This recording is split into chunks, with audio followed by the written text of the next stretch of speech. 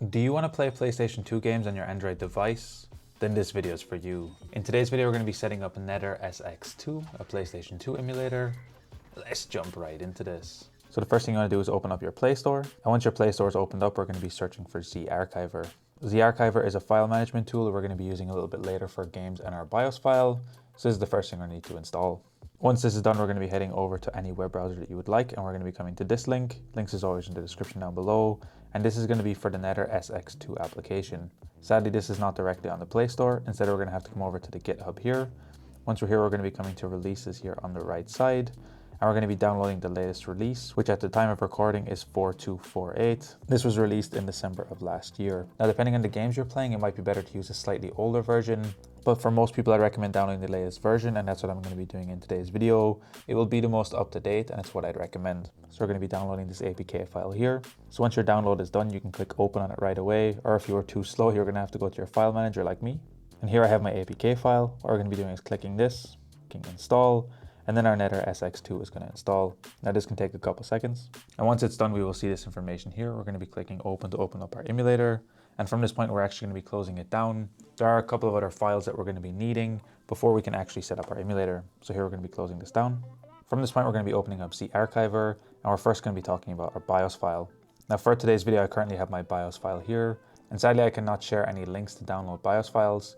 You will need to source or dump your own PlayStation 2 BIOS, but this is the first file we're going to be needing. Now most likely it might come in a zipped format or a 7-zip file, but I'll be showing you in a couple of seconds how to extract games. Extracting a BIOS file will be the exact same process. So now we're going to be talking about games, and I'll sadly mention I cannot show you where to get games. You will need to source or download your own game files. I currently have my games here on an SD card. Now if you did download your games, they will most likely come in a .7-zip or a .rar format.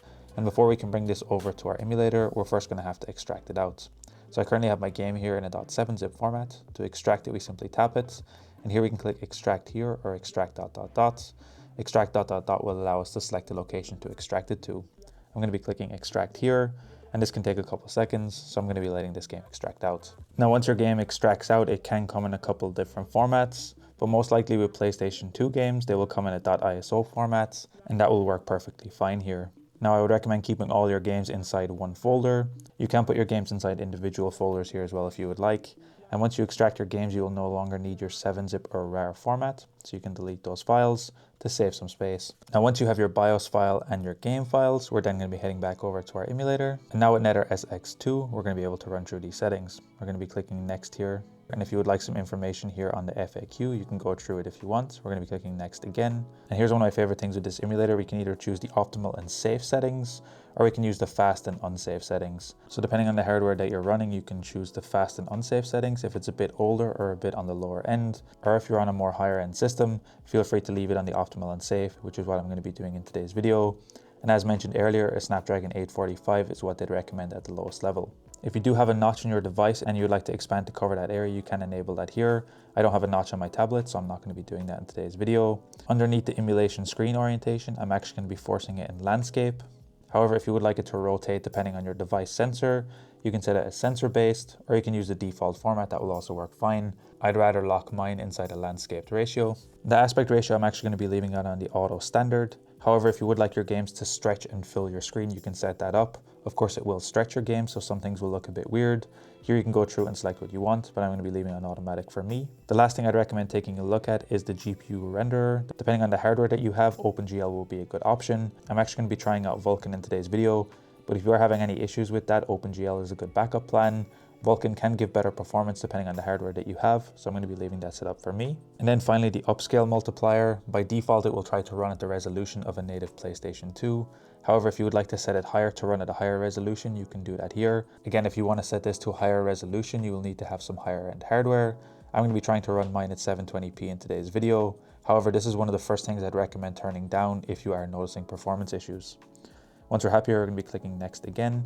We're then going to have to import our BIOS file. So we're going to have to click this and locate to where we downloaded our BIOS a bit earlier. So once you've located to your BIOS file, we just tap it here. It should automatically select the first BIOS that is here, but if you have multiple, you can feel free to select the one that you want to use. Click next on the bottom right. And now we're going to be setting up a game directory or multiple game directories if you want. Click the plus arrow here on the bottom right and locate to where your games are. So I currently have my games here. You want to select your parent folder where all of your games are inside. this emulator will be able to read each individual subfolder as well. Click use this folder, click allow storage here, it will then be set up. If you'd like to set up multiple directories, you can do that. And as mentioned earlier, running it on an SD card is also just fine. Click next on the bottom right. Our setup will now be complete. We can click finish. And now it's going to start to import and search for all of our games. Now, depending on how many games in your system, this can take a couple of seconds. And here we can see that all of my games are loaded into place. And we can see all the information across all the games. Now, before we load up a game, we're going to be looking at a couple more settings first. To do that, we're going to be clicking on the burger menu here on the top left. And here again, we're going to see a couple more settings. What we're going to be doing is coming to app settings here. The first thing we're going to be doing is coming to the on-screen display here, and I'm going to be enabling the FPS counter just so I can keep an eye on the performance of the games. This is useful, especially when you're setting up settings in the beginning to see if something improves or makes something worse. You don't necessarily need to leave it on all the time, but in the beginning, it can be a good thing to have. Underneath the graphics tab, we will again find our render and our upscale resolution, so you can edit that here. And if you would like to enable some additional filtering, you can feel free to do all that. We have a bunch of different filtering options here. I just wanted to point out a few things first in today's video. The first is the bilinear filtering here, if you would like to experiment with that. The anisotropic filtering as well is another thing that you can set up. If you do have some higher end hardware, you can do this all the way up to a 16x. If you've gotten this far in today's video, I'll also ask if you can hit that subscribe button. We're trying to hit 50,000 subscribers by the end of the year, so it'll really help me out. Let's jump back to the video. Now, there are a couple of ways to control this emulator. One of the ways is the touchscreen, which we're going to be looking at more in detail when our games are running up a bit later. And the second will be connecting up an external controller, and that will be my preferred method in today's video. For today's video, I'm going to be connecting up an Xbox Series controller that I'm going to be connecting directly to my Android device using Bluetooth. I'm going to be turning that on now, and I'm going to be setting that up next. Now, once your controller is connected to your Android device, you want to just press any button on it. And depending on the controller you have, it will actually be mapped automatically to this emulator. For me, that is the case in today's video. But if your controller is not automatically connected, we're going to have to go back to our controller settings here, go to controller port 1. And what we're going to be doing is coming under automatic mapping. And here you can select the controller if yours shows up. I'll select my Xbox controller, and it will automatically map and bind all of my options, which is really cool. If not, you will have to go in here and manually set up your options.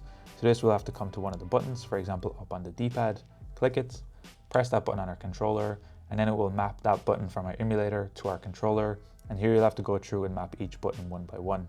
Now, some additional things I wanted to bring down here at the bottom is if you do have extra buttons on your controller, or you would like to set up some macro keys, you can do that here, which are basically shortcut key options that you can set up on your controller. So this is a really cool thing. And just like that, we have our controller set up. Now we're going to be backing out of here, and we're going to be opening up a game. So I'm going to be loading up Ratchet & Clank in today's video. So I'm first going to be showing that it works with the controller. Then we're going to be editing some on-screen controls and looking at the menu of the game. So you can see here as I press the buttons on my controller, my game will actually interact and work directly. So that's really cool. To access the on-screen menu, we're going to have to swipe back on our Android device. And here you'll see all of our options here on the left. You can load a state, save a state, change disk, and a bunch of other things here on the left side. On the top right, we will have access to all of our settings and even our controller settings here. And as mentioned earlier, we can also look at our on-screen touch controls. Now, by default, they are set up in this configuration inside our emulator.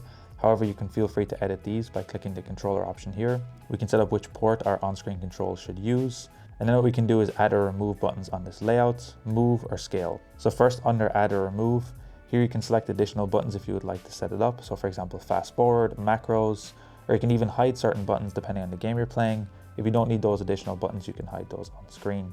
If we click the move button option here, we'll be able to click and drag our buttons and move them around, and they will be inside this grid format, so they can't go anywhere too crazy. It is possible to bring them off screen, so be careful when doing that. However, here you can go through and edit your on-screen layout however you would like. Once you're happy, you can click edit menu here. We'll also have option here to change the opacity if you'd like to make your buttons more or less visible. So all the way to the right will make them fully visible. We can click done. We can add or edit buttons here as well, same as earlier. We can then press a button and scroll it up or down to change the size. So if you'd like to make a button bigger or smaller, you can do that here in your layouts, and you can go through and set up each button exactly how you want. Once you're happy, we can click edit menu, click exit editor, and then our settings will be saved. And just like that, we have PlayStation 2 games up and running on our Android device. Now again, as mentioned, the performance will really depend on the settings that you have, the games that you're trying to play, and the hardware that you're running. Of course, the lower the settings and the higher the hardware, the better chance that you will have, but that's just how it works with today's video. Anyway guys, if you enjoyed this video, be sure to drop a like, subscribe if you're new, check out the other videos on the channel. Until next time guys, as always, keep it saucy, peace.